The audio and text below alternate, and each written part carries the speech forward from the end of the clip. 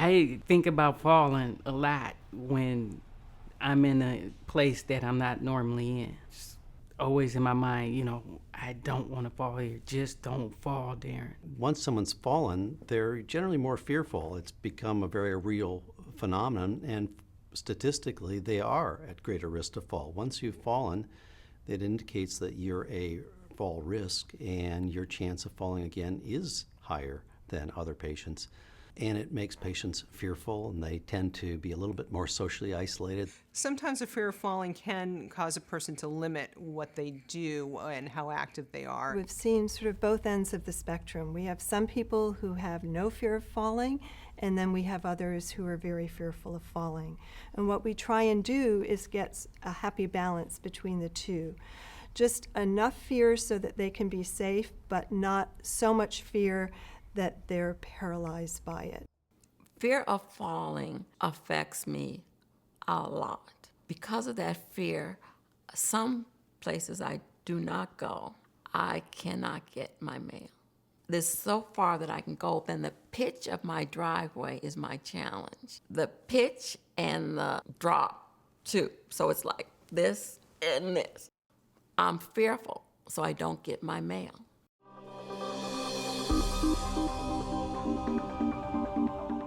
Suzanne Gregoire's most recent fall left her with a broken hip and a painful rehab. I fell about a year ago and broke my hip. I was coming out of the dental school, and for some reason, instead of going out the way I normally go out, I took a new route. That was my demise, because walking out, I came to a point where there was a step, but I think the pavement was the same color, and I never saw it. Down I went. And there are sandy-colored sidewalks, and there are some streets that you can tell because they're asphalt-colored. But this particular spot, there was a driveway that was also sandy-colored, and my vision just didn't pick it up.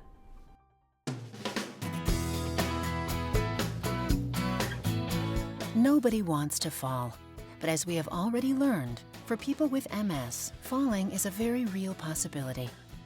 Knowing what to do if you fall is a very important part of your personal strategy.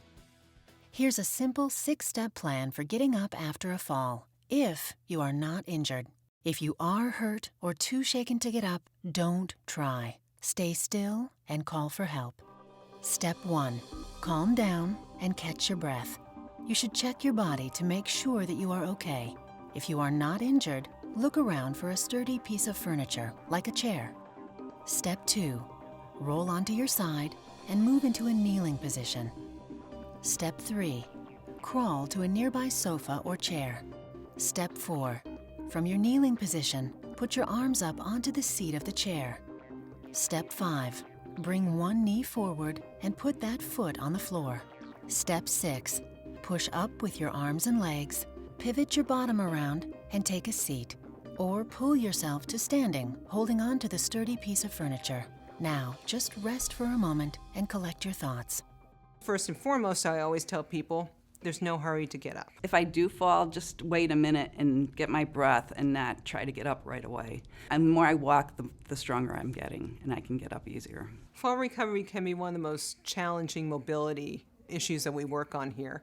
It does take a lot of strength and balance, and so part of the reason why we work on it is to find out the most efficient and safe way for the person to do it. Advice I give someone who's falling or at risk of falling is to, first of all, I evaluate them. What is the cause, if we can delineate it, or causes, or the relative risks that the patient has? What can we do to ameliorate some of those risks, such as changing their medications or improving their strength or practicing their walking or practicing going upstairs, for example, with a single point cane. So there's certain things they can learn, there's certain things they can practice, and there may be some changes in their regimen that could help them reduce the risk of falling. I think it's really important for people to take advantage of other resources in the community to help them with their balance and posture and mobility and safety, both at home and in the community. Physical therapists are really the experts in terms of treating people who have problems with balance and mobility. So having a physical therapy assessment is really important. They can teach people specific exercises they can do to improve in the areas where they're having difficulties.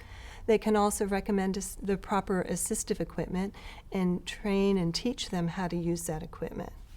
Occupational therapists are really the experts in helping people learn how to better perform different activities of daily living, whether it's something like bathing or dressing or grooming, or all the way to activities within the workplace as well. They can do a home assessment where they can look at the various locations where someone is living, whether it's looking at their bathroom, trying to make modifications there, perhaps modifications in their kitchen. In addition to the therapists, there are also community exercise programs that are available too, which can really help people in terms of balance and strength and flexibility.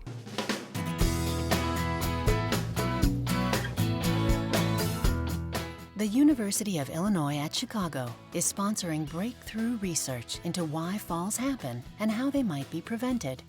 They have developed a unique laboratory environment where people can fall safely without the danger of an injury, and then learn how to regain their balance and prevent a fall in the future. This kind of training will help people learn not to fall simply by allowing them to make mistakes in a protective environment. And they quickly can learn from the mistakes they made. We will ask the person just walk back and forth like they normally would in everyday living.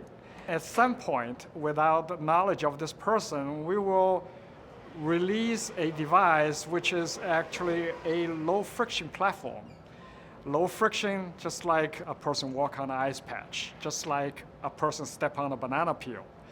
When that happens, a slip will occur, just like a natural condition. The key is that they do not know when the slip is expected. So we tell them that you would be walking 8 to 10 trials, and the first 3 will be no slip because we need baseline data. And then anytime after that, you may or may not be slipped. Try best to recover your balance, not fall, and continue walking. They actually learn very fast. We have found that by 3 trials, they know they're not going to fall anymore. They still may lose their balance backward. That is that they take a step backwards and then they will correct themselves and continue walking, but they will not fall after the 3rd trial, is what we have seen. We have a very quick exponential slope for the learning rate. We have tested a couple MS patients. They can adapt to this situation as quickly as those people without MS.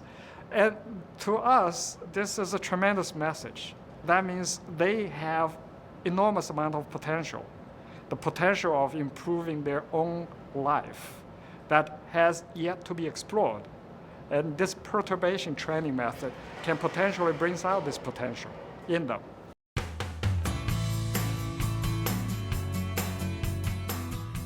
To help people with MS avoid falling, the National MS Society has developed a falls prevention program exclusively for people with MS. It is called Free from Falls.